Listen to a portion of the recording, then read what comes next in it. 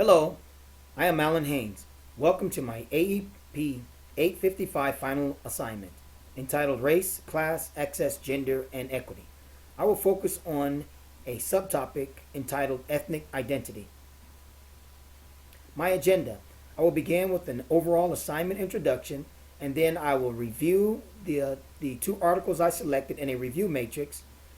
I'll single out the articles and address their introductions, definitions, methodologies, hypotheses, results, then their article conclusions. Afterwards, I will conclude my assignment with leadership challenges.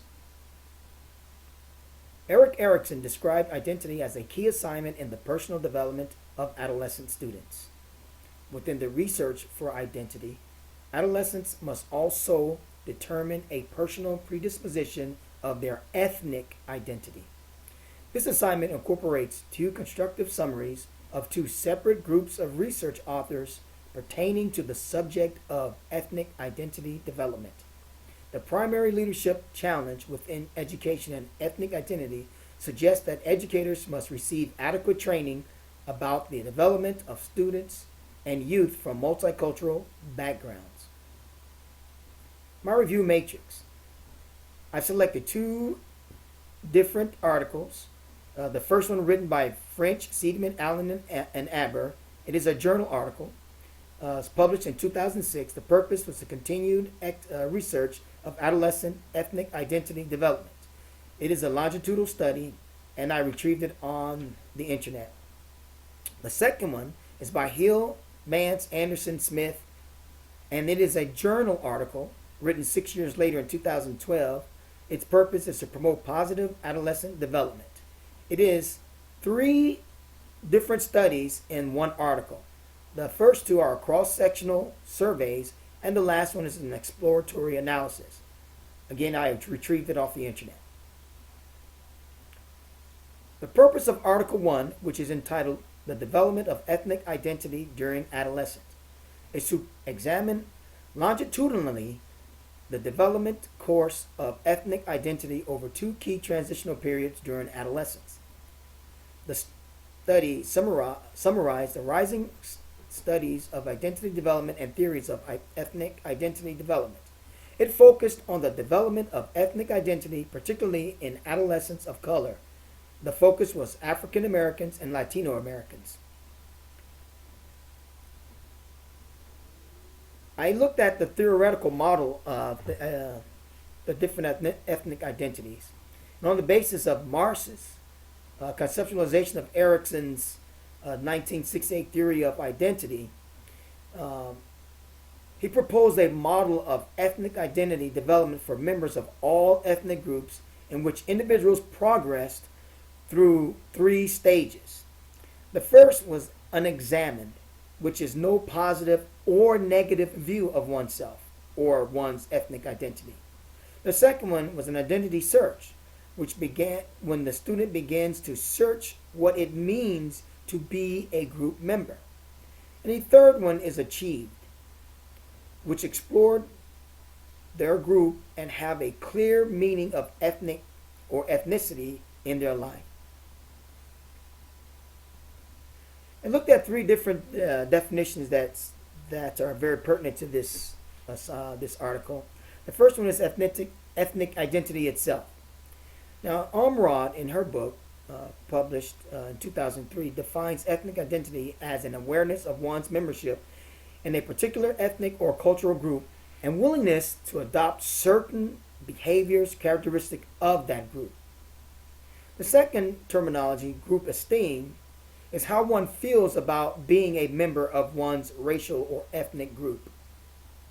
In the same way that we can feel good about ourselves and have a high level of self-esteem, we can also feel good about being a member of a group and have high collective esteem, is what, again, we refer to as group esteem.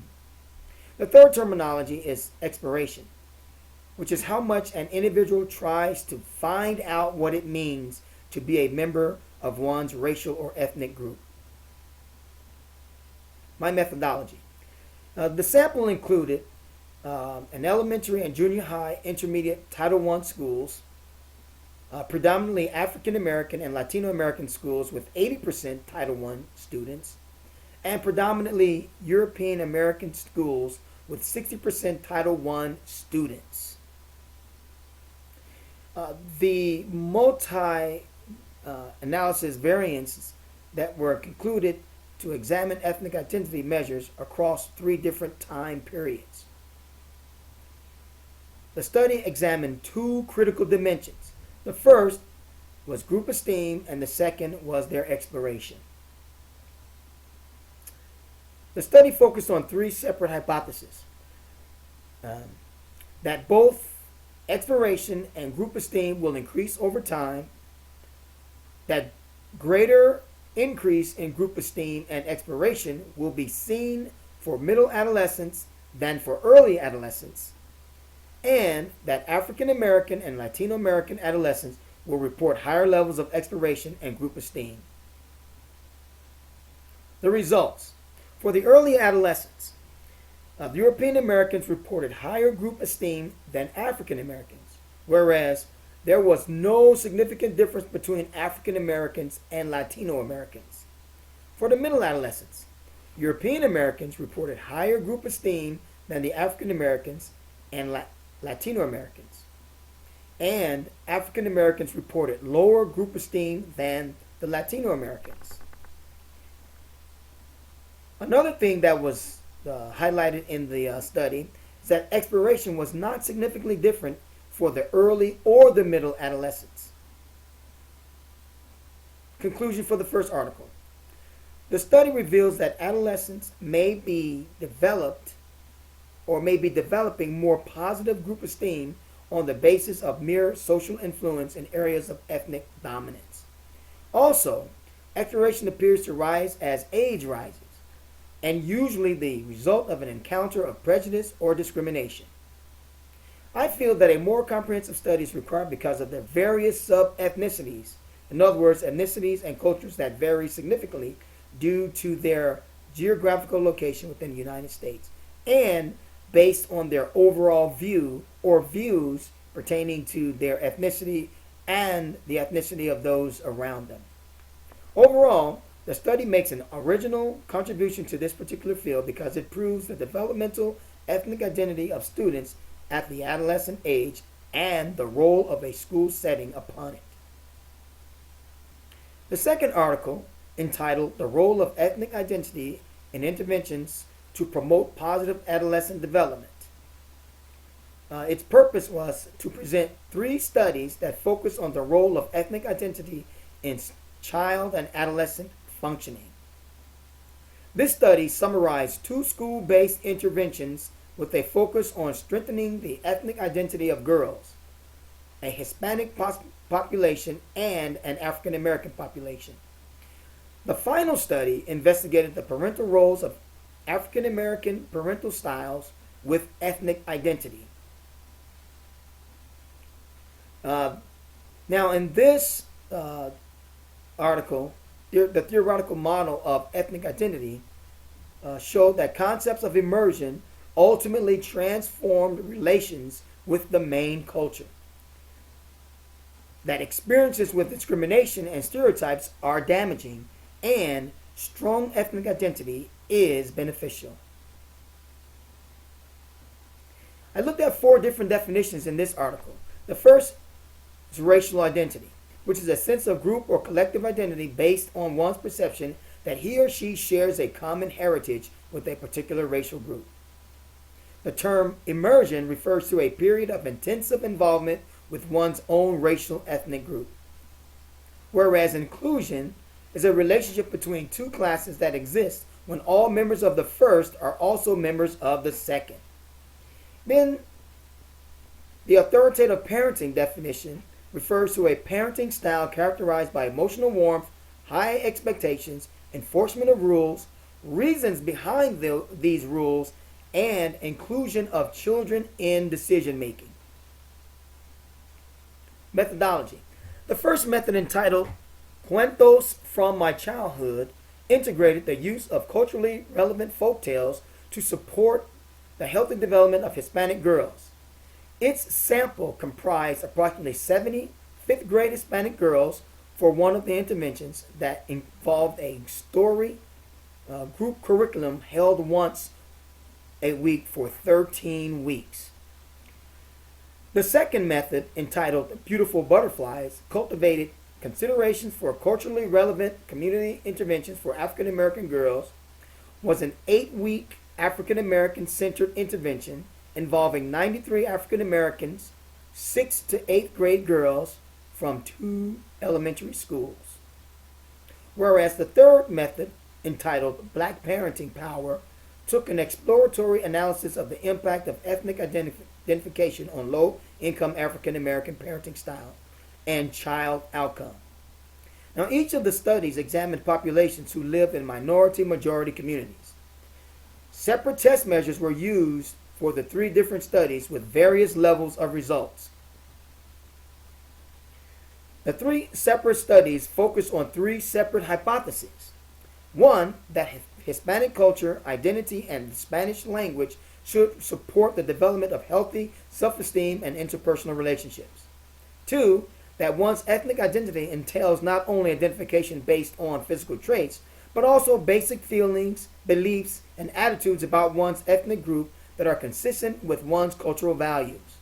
And 3, that African American children still have more successful school performance, self-reliance, physiological distress, and delinquency outcomes with parents who are authoritative. The results.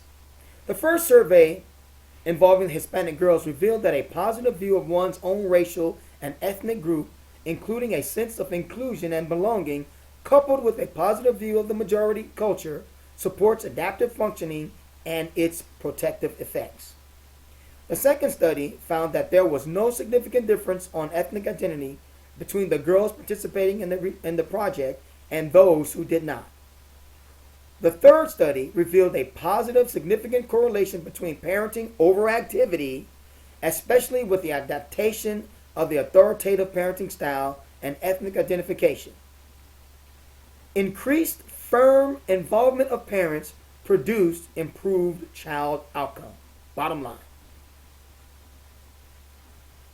Article 2 conclusion. The study reveals that in communities where the minorities are the majorities, that ethnic identity is well established and therefore personal development is quite normal. Despite the article containing separate studies, it did make a significant contribution to the field. It also revealed that more study is required as to how to ignite ethnic development within minority majorities. Overall, these diverse studies reveal key implications pertaining to the significance of ethnic identity and the school setting. These implications imply an active role of teachers and education leaders at all levels to help cultivate the delicate development of ethnic identity in the lives of our students. Which leads us to our leadership challenges. As adolescents mature and advance to school environments of greater diversity, the chances of them encountering a stereotypical, prejudicial, or discriminating incident increases, requiring specific intervention plans be integrated in secondary schools.